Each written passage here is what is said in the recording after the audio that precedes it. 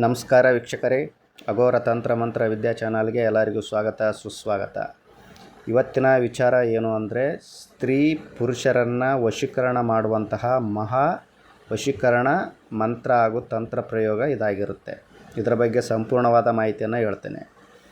ಗಂಡ ಹೆಂಡತಿಯನ್ನು ಬಿಟ್ಟು ಹೋಗಿರಲಿ, ಹೆಂಡತಿ ಗಂಡನನ್ನು ಬಿಟ್ಟು ಹೋಗಿರಲಿ, ಅಥವಾ ಪ್ರೀತಿಸಿ ನಿಮ್ಮನ್ನು ಮೋಸ ಮಾಡಿ ಹೋಗಿದ್ರೆ, ಅದು ಸ್ತ್ರೀನೇ ಆಗಿರಲಿ ಅಥವಾ ಪುರುಷನೇ ಆಗಿರಲಿ, ಲವ್ವರ್ ಪ್ರಾಬ್ಲಮ್ ಏನಾದರೂ ಇದ್ದರೆ, ಸ್ತ್ರೀ ಕಡೆಯಿಂದಾದರೂ ಇರಲಿ ಅಥವಾ ಪುರುಷನ ಕಡೆಯಿಂದಾದರೂ ಇರಲಿ, ಅಥವಾ ಗಂಡ ಹೆಂಡತಿ ಮಧ್ಯೆ ವೈಮನಸ್ಸು ಬಂದು ಜಗಳ ಬಂದು ಏನಾದರೂ ದೂರ ಆಗಿದ್ದರೆ, ಅಂಥವರನ್ನು ಒಂದು ಮಾಡುವಂತಹ ಒಂದು ಮಹಾ ವಶೀಕರಣ ತಂತ್ರ ಪ್ರಯೋಗ ಇದಾಗಿರುತ್ತೆ. ಅವರು ನೂರಾರು ಕಿಲೋಮೀಟರ್ ದೂರದಲ್ಲಿ ಇರಲಿ ಅಥವಾ ಬೇರೆ ರಾಜ್ಯದಲ್ಲಿಯೇ ಇರಲಿ, ಅಂಥವರನ್ನು ಸಹ ನಾವು ಈ ಒಂದು ಪ್ರಯೋಗದಿಂದ ವಶೀಕರಣವನ್ನು ಮಾಡ್ಬೋದು. ಈ ಪ್ರಯೋಗದಿಂದ ವಶೀಕರಣ ಮಾಡಬೇಕು ಅಂದರೆ ಮೊದಲು ಏನೇನು ಸಾಮಗ್ರಿಗಳು ಬೇಕಾಗುತ್ತೆ ಅದರ ಬಗ್ಗೆ ಹೇಳ್ತೇನೆ. ಮೊದಲು ವಶೀಕರಣ ಮಾಡುವಂತಹ ಯಾರನ್ನು ನಾವು ವಶೀಕರಣ ಮಾಡಿಕೊಳ್ಳಬೇಕು ಅಂಥವರ ಒಂದು ಫೋಟೋ ಬೇಕಾಗುತ್ತೆ, ಅವರ ಹೆಸರು ಬೇಕಾಗುತ್ತೆ, ಆಮೇಲೆ ತಾಯಿಯ ಹೆಸರು ಬೇಕಾಗುತ್ತೆ, ಯಾಕಂದರೆ ಇದು ಮುಖ್ಯವಾಗಿ ಬೇಕು. ಆಮೇಲೆ ನೀವು ಯಾವ ದಿನ ಮಾಡಬೇಕು ಅಂದರೆ, ವ್ಯಕ್ತಿಯ ಹೆಸರಿನ ಮೇಲೆ ನೀವು ಒಂದು ಒಳ್ಳೆಯ ನಕ್ಷತ್ರವನ್ನು ನೋಡಬೇಕಾಗತ್ತೆ. ಯಾಕಂದರೆ ಮೊದಲು ನಕ್ಷತ್ರವನ್ನು ನೋಡುವಂತಹ ನೀವು ವಿದ್ಯೆಯನ್ನು ಕಲಿಬೇಕು. ವ್ಯಕ್ತಿಯ ಹೆಸರಿನ ಮೇಲೆ ನೀವು ಒಳ್ಳೆಯ ನಕ್ಷತ್ರವನ್ನು ನೋಡಿಕೊಂಡು, ಆ ನಕ್ಷತ್ರ ಯಾವ ದಿನ ಬಂದಿರಬೇಕು ಅಂದರೆ ಗುರುವಾರ ಇಲ್ಲ ಭಾನುವಾರ ಬಂದಿರಬೇಕು. ಗುರುವಾರ ಇಲ್ಲ ಭಾನುವಾರ ಬಂದ ದಿನ ನೀವು ಈ ಒಂದು ತಂತ್ರ ಪ್ರಯೋಗವನ್ನು ಮಾಡಬೇಕಾಗತ್ತೆ. ಅದಕ್ಕೆ ಬೇಕಾಗುವಂಥ ಸಾಮಗ್ರಿಗಳು ಏನೇನು ಅಂದರೆ, ಆಕಳ ಕುಳ್ಳು ಅಂದ್ರೇನು, ಆಕಳ ಸಗಣಿಯನ್ನು ನೀವು ಒಣಗಿಸಿ ಅದನ್ನು ಏನು ಮಾಡಬೇಕು, ಸುಡಬೇಕು. ಸುಟ್ಟರೆ ಬೂದಿ ಆಗುತ್ತೆ. ಆಕಳ ಕುಳ್ಳಿನ ಬೂದಿಯನ್ನು ತೆಗೆದುಕೊಳ್ಬೇಕು. ಆಮೇಲೆ ತೆಂಗಿನಕಾಯಿ ಮೇಲೆ ಏನು ಪೀಚ್ ಏನು ಇರುತ್ತಲ್ಲ, ಆ ಪೀಚನ್ನು ಸಹ ನಾವು ಸುಟ್ಟು ಬೂದಿಯನ್ನು ಮಾಡ್ಕೋಬೇಕು. ಈ ಎರಡೂ ಬೂದಿಯಲ್ಲಿ ಕುಂಕುಮವನ್ನು, ಅರಿಶಿಣವನ್ನು, ಆಮೇಲೆ ಅಷ್ಟಗಂಧವನ್ನು ಸೇರಿಸಬೇಕು. ಸೇರಿಸಿ ನಾನು ಇಲ್ಲಿ ತೋರಿಸ್ತಿರುವಂತಹ ಒಂದು ಗೊಂಬೆಯ ಆಕಾರವನ್ನು ನೀವು ಸ್ವಚ್ಛವಾದ ಜಾಗದಲ್ಲಿ ಇಳಿಸ್ಬೇಕಾಗತ್ತೆ. ಇಲ್ಲಿ ನಾನು ವಿಡಿಯೋದಲ್ಲಿ ತೋರಿಸ್ತಿರುವಂತೆಯೇ ನೀವು ಗೊಂಬೆ ಆಕಾರವನ್ನು ಇಳಿಸಿ, ಆಮೇಲೆ ನಾನು ಇಲ್ಲಿ ತೋರಿಸ್ತಿರುವಂತಹ ಯಂತ್ರವನ್ನು ಸಹ ನೀವು ಆಕಳ ಸೆಗಣಿ ಬೂದಿ, ಆಮೇಲೆ ತೆಂಗಿನಕಾಯಿ ಪೀಚಿನ ಬೂದಿ, ಕುಂಕುಮ, ಅರಿಶಿಣ, ಅಷ್ಟಗಂಧ ಏನು ಮಿಕ್ಸ್ ಮಾಡಿರ್ತೀರಲ್ಲ, ಈ ಒಂದು ಭಸ್ಮದಿಂದ ನೀವು ಏನು ಮಾಡಬೇಕು, ಯಂತ್ರವನ್ನು ಬರಿಬೇಕು. ಆಮೇಲೆ ಗೊಂಬೆಯನ್ನು ಸಹ ನೀವು ಇಳಿಸ್ಬೇಕು. ಇಳಿಸಿದ ಮೇಲೆ ಭೋಜಪತ್ರೆ ಅಂತ ಇರುತ್ತೆ. ಆ ಒಂದು ಭೋಜಪತ್ರೆಯಲ್ಲಿ ಈ ಒಂದು ಯಂತ್ರವನ್ನು ನೀವು ರಚನೆ ಮಾಡಬೇಕಾಗತ್ತೆ. ಅದಕ್ಕೆ ಏನೇನು ಬೇಕು ರಚನೆ ಮಾಡಬೇಕಂದ್ರೆ, ಪೆನ್ನಿಂದ ಅಥವಾ ಒಂದು ಪೆನ್ಸಿಲಿಂದ ಬರಿಬಾರ್ದು ಈ ಒಂದು ಯಂತ್ರವನ್ನು. ಇದಕ್ಕೆ ಬರೆಯುವಂಥ ಒಂದು ವಿಧಾನ ಇದೆ. ಗೋರೋಚನ ಆಮೇಲೆ ಪುನುಗು ಈ ಎರಡು ಒರಿಜಿನಲ್ ಇರಬೇಕು. ಅದರಲ್ಲಿ ನೀವು ಏನು ಮಾಡಬೇಕು, ಸಹದೇವಿಯ ಬೇರು, ಆಮೇಲೆ ಗೊಳಗೊಳಿಕೆ ಅಂತ ಇರುತ್ತೆ, ಮುಳ್ಳುಗಳಿಂದ ಕೂಡಿರುತ್ತೆ, ಅದು ಗೊಳಗೊಳಿಕೆ ಅಂತ, ಇದರ ಬೇರು, ಆಮೇಲೆ ಉತ್ತರಾಣಿಯ ಬೇರು, ಆಮೇಲೆ ಒಳಮುಚ್ಚುಗ ಅಥವಾ ಮುಟ್ಟಿದರೆ ಮುನಿ ಅಂತ ಕರಿತೀವಿ, ಅದರ ಬೇರು, ಆಮೇಲೆ ಕಪ್ಪು ಅಂಕೋಲೆಯ ಬೇರು. ಈ ಇಷ್ಟು ಬೇರುಗಳನ್ನು ತೆಗೆದುಕೊಂಡು ಗೋರೋಚನ ಪುನಿಗಿನಲ್ಲಿ ನೀವು ಏನು ಮಾಡಬೇಕು, ತೇಯಬೇಕು. ತೇದು ಪೇಸ್ಟ್ ಥರ ಮಾಡ್ಕೋಬೇಕು. ಆ ಪೇಸ್ಟಿನಿಂದ ನೀವು ಏನು ಮಾಡಬೇಕು, ದಾಳಿಂಬೆ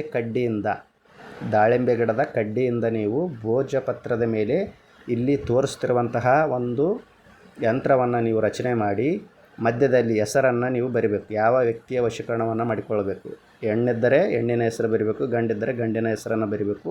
ಆಮೇಲೆ ಅವರ ತಾಯಿಯ ಹೆಸರನ್ನು ನೀವು ಮುಖ್ಯವಾಗಿ ಬರಿಬೇಕು. ಬರೆದಾದ ಮೇಲೆ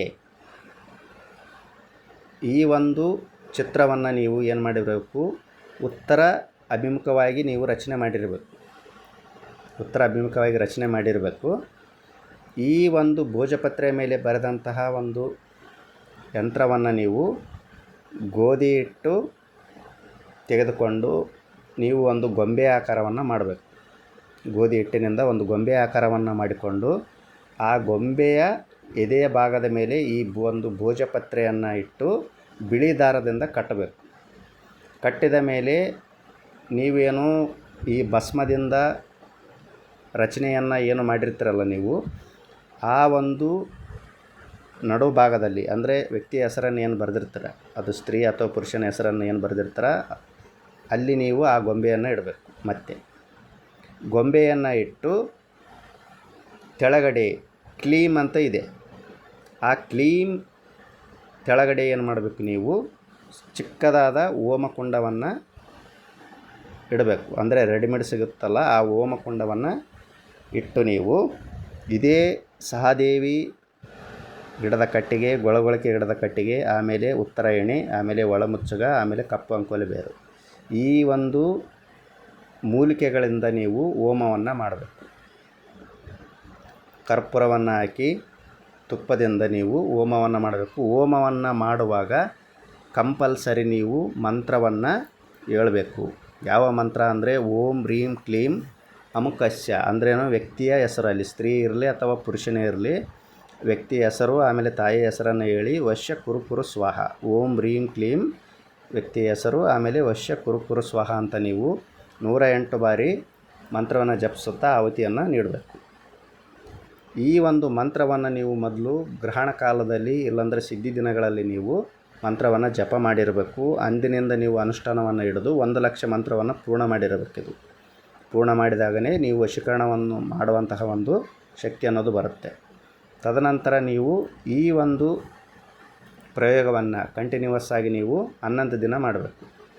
ನಿಮಗೆ ಯಾವಾಗ ಸಮಯ ಸಿಗುತ್ತೆ ಆವಾಗ 108 ಬಾರಿ ಆಹುತಿಯನ್ನು ಕೊಡುತ್ತಾ ನೀವು 11 ದಿನ ಕಂಪಲ್ಸರಿಯಾಗಿ ಮಾಡಿದ್ದೆ ಆದರೆ ಬಿಟ್ಟು ಹೋದಂಥ ವ್ಯಕ್ತಿ ಯಾರೇ ಇರಲಿ, ಅದು ಪ್ರೀತಿಸಿ ಬಿಟ್ಟು ಹೋಗಿರಲಿ ಅಥವಾ ಗಂಡ ಹೆಂಡತಿ ಮಧ್ಯೆ ವೈಮನಸ್ಸು ಬಂದಾದರೂ ಹೋಗಿರಲಿ, ಎಷ್ಟೇ ದೂರದಲ್ಲಿ ಇದ್ದರೂ ಸಹ ಅವರು ನಿಮ್ಮನ್ನು ಹುಡುಕೊಂಡು ಬರ್ತಾರೆ. ಅಷ್ಟೊಂದು ಪವರ್ಫುಲ್ಲಾಗಿರುತ್ತೆ ಈ ಒಂದು ಪ್ರಯೋಗ ವಿಧಾನ. 11 ದಿನ ಆದಮೇಲೆ ಬಂದಂತಹ ಒಂದು ಭಸ್ಮವನ್ನು ಏನು ಮಾಡಬೇಕು, ನೀವು ತೆಗೆದುಕೊಂಡು ಆಮೇಲೆ ಆ ಗೊಂಬೆಯನ್ನು ತೆಗೆದುಕೊಂಡು ಆಮೇಲೆ ನೀವು ಏನು ಭಸ್ಮದಿಂದ ಈ ಒಂದು ಯಂತ್ರವನ್ನು ರಚನೆ ಮಾಡಿರ್ತೀರಲ್ಲ ಆ ಎಲ್ಲವನ್ನು ಬಳದುಕೊಂಡು ಏನು ಮಾಡಬೇಕು, ನೀವು ಯಾವ ವ್ಯಕ್ತಿಗೆ ವಶೀಕರಣ ಆಗಬೇಕು ಆ ಒಂದು ವ್ಯಕ್ತಿಗೆ ಕೊಡಬೇಕು.